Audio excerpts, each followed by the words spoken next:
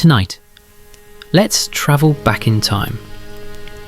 Not to a grand battlefield, not to a throne room or a moment of revolution, but to something much quieter. Something we touch every day and rarely think about. Paper, that thin, rustling sheet, simple, silent. Yet for thousands of years it has carried our thoughts, our laws, our prayers, and our dreams. From the first scrolls of the Nile, to the books that filled libraries, to the crumpled receipts in our pockets. Paper has quietly followed us, shaping how we think, how we learn, how we remember. So now, close your eyes, take a slow breath in, and exhale gently. Let your mind drift far away, to distant deserts and ancient rivers, to candlelit monasteries, to dusty paper mills and printing presses echoing in stone halls. We begin our journey into the soft, forgotten history of the world's most enduring invention.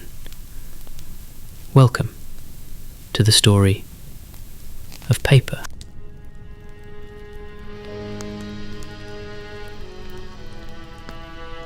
Long before the first piece of paper was ever touched by a human hand, our ancestors still felt the need to remember, to record, to speak through time. In the flickering shadows of caves, they painted simple shapes, herds of animals, open palms, each stroke a whisper, a message to the future. Some used the burned end of a stick. Others dipped their fingers into ground minerals, pressing memory onto stone. These were the first archives, fragile, ancient, etched in silence, and yet they endured. As time passed, humans began carving symbols into bone, into ivory, into wood and stone. In ancient Mesopotamia, where great rivers cradled the birth of cities, they discovered something new: clay. With a pointed reed, they pressed tiny wedge shapes into soft tablets, baking them in the sun to last forever. Cuneiform, the world's first written script.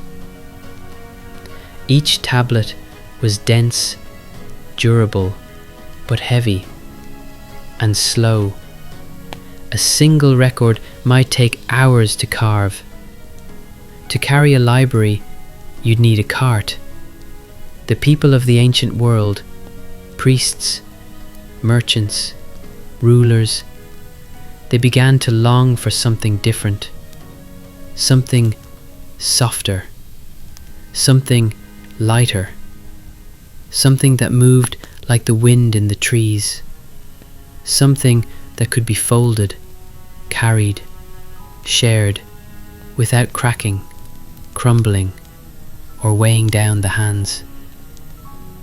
They didn't know it yet, but that longing would one day lead to a quiet revolution, a revolution made not with fire or steel, but with fibre and water and time. And so the journey toward paper had quietly begun.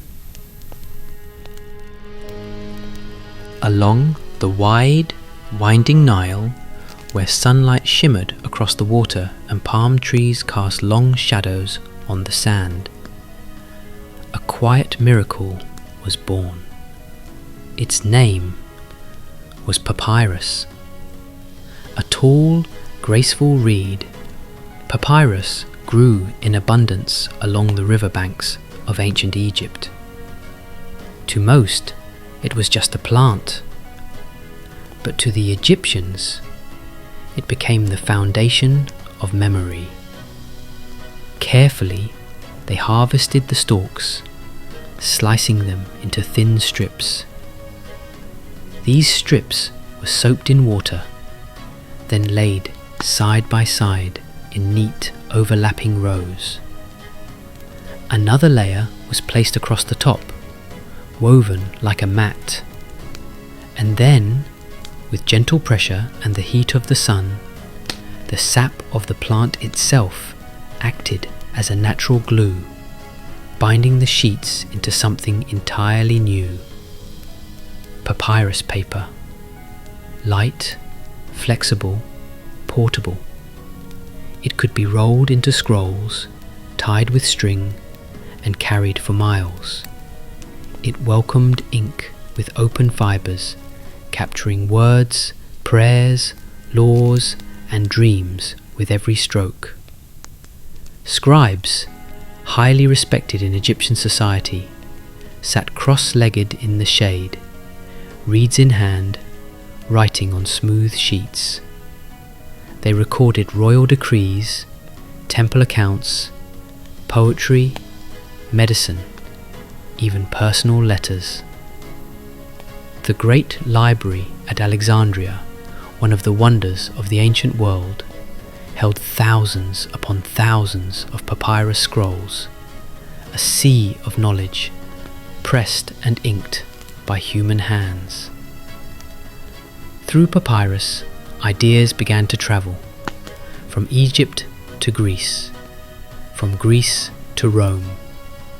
And though papyrus was delicate, it could crack and crumble in dry air. For centuries, it carried the voices of a civilization.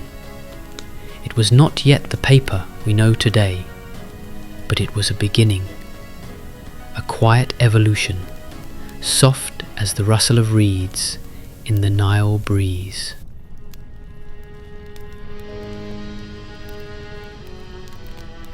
As the papyrus scrolls of Egypt spread across empires, a new challenge quietly emerged. Papyrus, though revolutionary, was fragile. In dry climates, it became brittle. In damp ones, it melted away. And so, another solution began to rise. Not from the plant world, but from the animal kingdom. Parchment. In the ancient city of Pergamon, now modern-day Turkey, artisans discovered a new method for preserving thought. They began to treat the skins of sheep, goats, and calves, transforming them into writing surfaces that were durable, flexible, and smooth. Each hide was soaked in lime water, its hair gently removed by hand, then stretched tightly across wooden frames, scraped again and again with a crescent-shaped blade until it grew thin and light, a translucent sheet of memory. When dried, it could last for centuries. Unlike papyrus, parchment didn't crack. It could be folded, stitched into pages, even written on both sides. And with it came a new form, no longer the scroll, but the codex, the earliest version of the book. Across ancient monasteries, monks would sit in silence, quills in hand, inking scripture, history, and philosophy onto parchment pages by candlelight. Each book took months, even years to complete. Gold leaf shimmered on decorated letters. Margins overflowed with elegant illustrations. Every copy was a sacred act. These weren't mass-produced objects. They were treasures, one-of-a-kind windows into human thought. Parchment became the vessel for great religious texts, for scientific breakthroughs, for the deep inner thoughts of poets and kings. And while it required the lives of animals, it gave new life to words. It preserved ideas through plagues, invasions, and centuries of silence. It was the bridge between the ancient world and the dawn of something greater still, something even lighter, even simpler, waiting quietly on the other side of the world.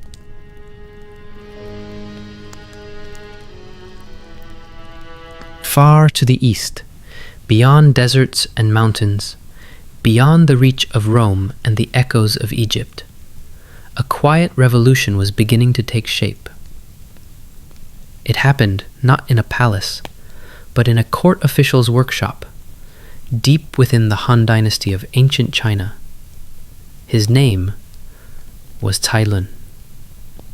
It was the year 105 CE, and though he may not have known it, Tai Lun was about to change the course of history. He was searching for something better. A writing surface, softer than parchment, cheaper than silk, easier to make than fragile scrolls. And so he gathered scraps, not gold or marble, but old rags, bark, fishing nets, even mulberry fibers. He soaked them in water, pounded them into a soft, pulpy slurry, then spread the mixture onto a fine mesh screen.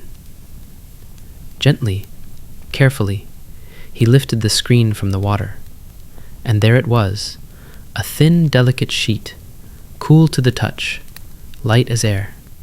Paper. When dried and pressed, this humble invention became stronger than it looked. Ink flowed across it with ease. It folded, it rolled, and it could be made by hand again and again. Tai Lun's new material was quickly embraced by the imperial court, and from there it spread through the empire. Buddhist monks began copying sacred texts onto paper scrolls. Poets wrote verses to the moon and mountains. Merchants used paper to keep records. Artists used it to capture the fleeting beauty of birds and plum blossoms. And unlike papyrus or parchment, this paper could be made in every village, by anyone with water, fiber, and patience. It was simple, it was elegant, and it was only the beginning. For in time, this quiet invention would travel, by caravan and conquest, by scroll and scholar. Paper would find its way west, carrying with it the whispers of an ancient world, and preparing to shape the future of every civilization it touched.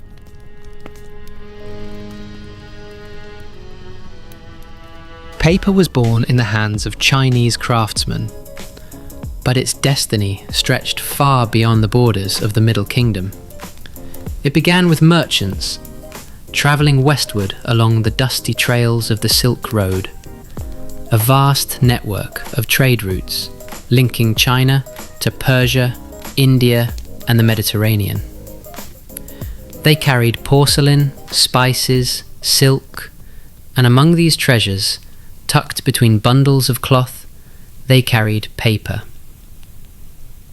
Light, practical, valuable. But it was not just trade that spread it. In the year 751, a battle unfolded near the banks of the Talas River, between the forces of the Tang dynasty and the rising Abbasid Caliphate of the Islamic world. When the dust settled, Chinese artisans were captured. Among them were papermakers, and with their quiet skills, they planted the seed of a revolution in a new land. Soon after, the first paper mill in the Islamic world was established in Samarkand, a thriving city in present-day Uzbekistan. From there, paper flowed like a hidden stream, to Baghdad, to Damascus, to Cairo, and in these great cities of learning, paper found a new purpose. It became the canvas for science, mathematics, medicine, and philosophy. Under the soft glow of oil lamps, scribes copied the works of Aristotle, Galen, and Al-Khwarizmi. Calligraphers turned Arabic script into flowing art. Libraries swelled with knowledge. Poets penned verses of longing, love, and the divine. Paper allowed for books to be written faster and shared wider. It no longer belonged to emperors and kings. Now it was in the hands of scholars, merchants, mystics, and poets.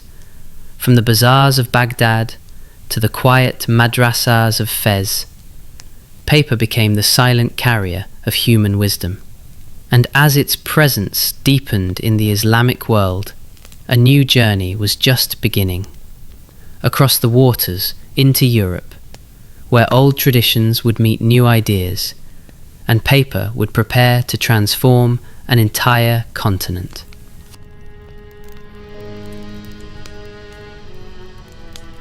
For centuries, parchment ruled Europe's written world. Sturdy, sacred, expensive. A single book could take months to make, and a flock of sheep to supply. But beyond the mountains and the sea, something gentler was on its way. Paper. It slipped into Europe quietly, through the hills of Spain, carried by Islamic scholars and traders. And at first, it was met with suspicion. To some, it seemed too fragile, too humble, even unholy. But its beauty lay in simplicity.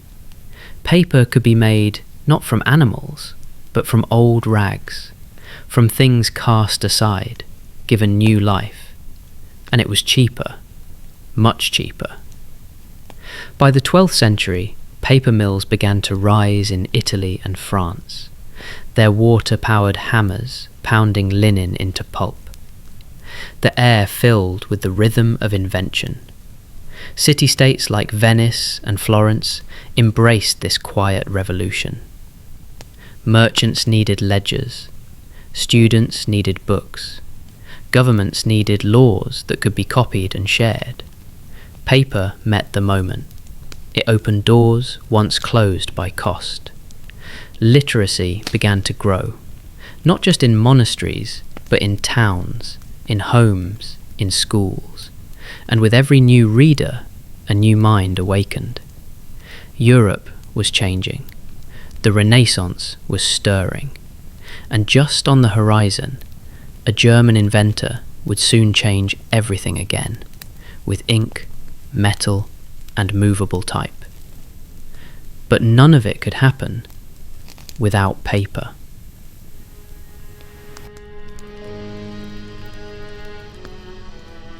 The year was around 1440 in the small German town of Mainz, and in a modest workshop, a man named Johannes Gutenberg was preparing to change the world, one letter at a time. Until now, every book had been copied by hand, slowly, painstakingly, by scribes who bent over pages by candlelight for weeks, months, even years. Knowledge was precious and rare. But Gutenberg saw something different.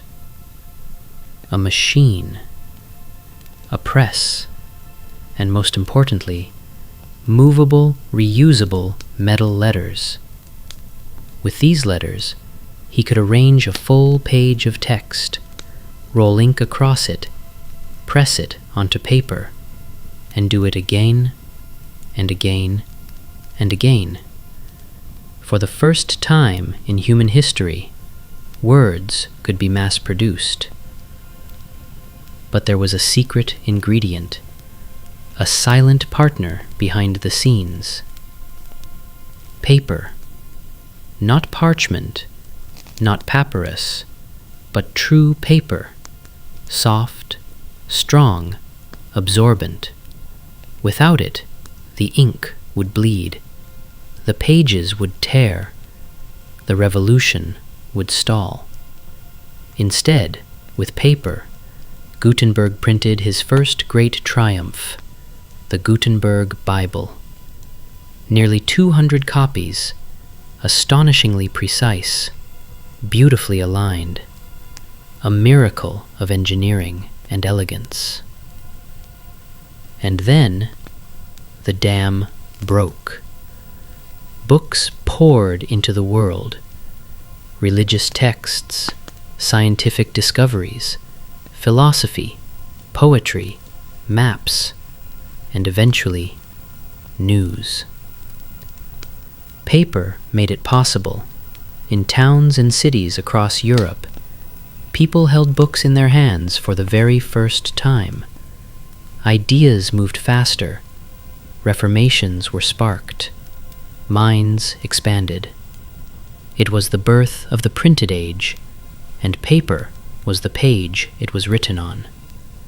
From Gutenberg's press to every printed book, poster, and pamphlet since, the rustle of paper has carried the voice of humanity. And in the centuries to come, that voice would only grow louder. With the printing press now humming across Europe, the age of silence was over. Where once only the privileged few could read, now thousands, and then millions, could hold knowledge in their hands. Paper made it possible. Books became lighter, cheaper, and suddenly far more common. Children learned their letters at school. Merchants tracked trades in ledgers. Philosophers debated ideas printed on crisp, white pages. And for the first time, people could share a thought and know that thousands of others might read that same thought exactly as they had written it. In the candlelit corners of homes, families read aloud together. In town halls, pamphlets were passed between neighbours. Revolutions began, not with swords, but with printed words on folded paper. And then came something even faster, the newspaper, printed daily or weekly on long sheets folded into columns. News could now travel faster than messengers on horseback. People read about distant wars, strange lands, inventions and ideas just days after they happened. Paper became the messenger of truth, and sometimes of propaganda. But always it moved, always it connected. It wasn't just for scholars anymore, it belonged to everyone. In just a few generations, literacy spread across Europe. The written word was no longer a luxury, it was part of life. And always beneath the ink, always beneath the thoughts and stories, was paper, quiet, patient, and ready to receive the next idea. It had become more than a tool, it was a companion, a mirror, a keeper of human memory. And as industry grew, as machines roared to life, paper was about to enter a new chapter, one of mass production and global reach.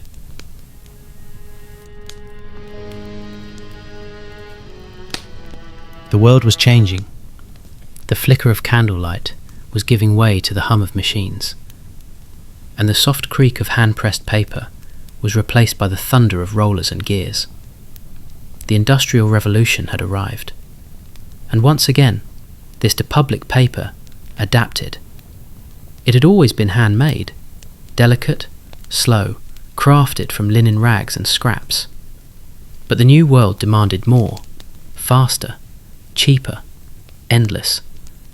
And so, innovators turned to the forests, to trees. Wood pulp became the new ingredient. Ground, soaked, and bleached into a pale slurry, fed through machines that could press, dry, and roll out sheets faster than any human hand could imagine. Paper was no longer rare. It was everywhere. It poured from factories in giant rolls, ready to be sliced, folded, printed. Magazines appeared on newsstands. Novels were printed in the thousands. Children scribbled in school notebooks, while workers signed contracts in bustling offices. And in every government building, in every shop and station, paper formed the silent backbone of modern life. Receipts, forms, invoices, blueprints, votes. The world began to run on it. Even money, once stamped in metal, was now printed on fibres, crafted with precision, and guarded with ink. Factories roared, train cars delivered bales of paper to cities, and printing presses ran day and night. It had become so common, so constant, that people stopped noticing it. And yet, even in this age of industry and noise, paper remained what it had always been: a quiet witness, a blank page, a space for dreams, ideas, records, and stories. And though the machines kept spinning and the world grew louder, paper stayed gentle, waiting to be touched, to be written on, to carry something forward.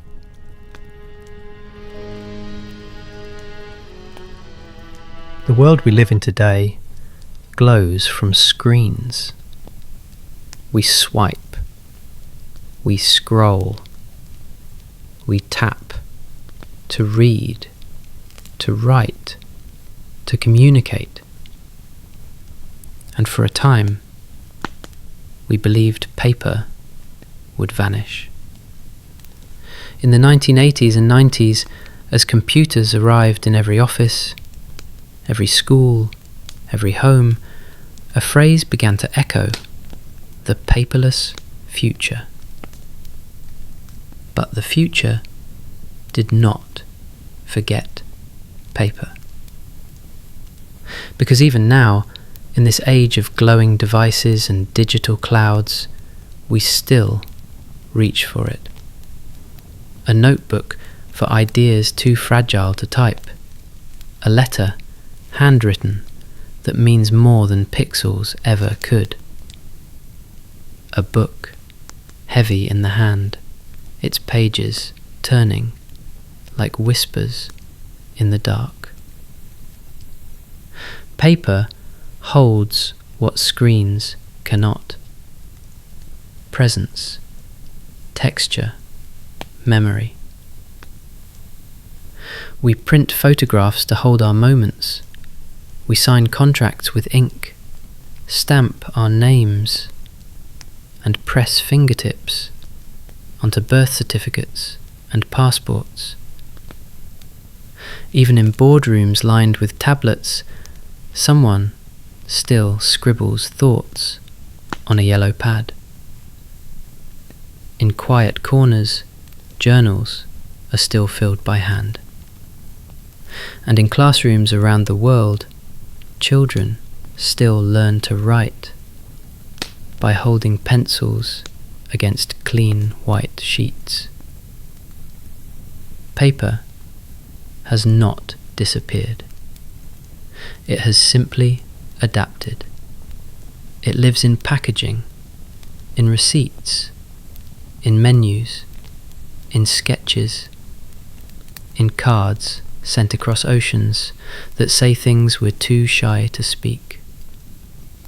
It endures, not because it must, but because we still want it. Because, in a world of constant motion, paper offers pause, and sometimes a pause is all we need.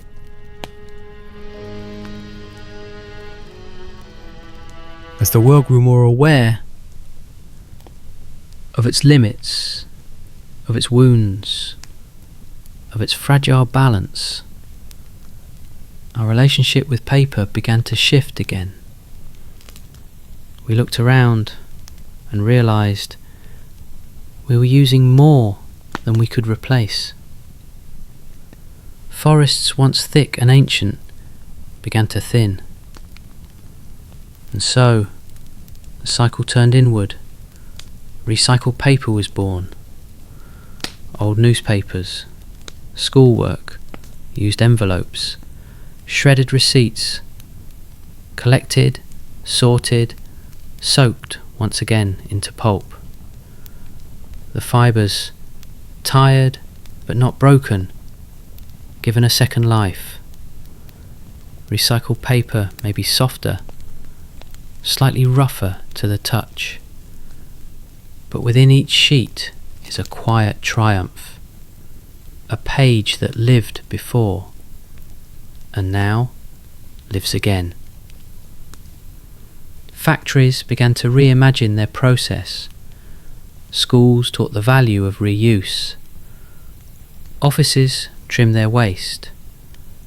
Artists embraced the imperfect texture of repurposed sheets. And innovators pushed further. Plantable paper, infused with seeds, write your thoughts, then bury them and watch them bloom. Biodegradable paper, dissolving without harm. Even stone paper, crafted from limestone, free from trees entirely. In these quiet experiments, the spirit of paper lives on, resilient, adaptable, eternal. It reminds us that memory doesn't have to cost the earth, that what we hold in our hands can be both meaningful and mindful. The future of paper is not disappearance, it is renewal. Each page, old or new, still waiting to carry a sketch, a signature, a whispered thought, and still, always, ready to begin again.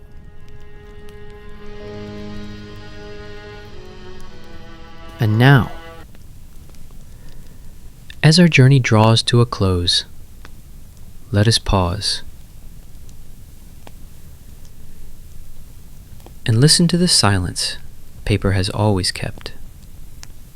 From reed to scroll, from skin to script, from pressed pulp to printed pages, paper has been there.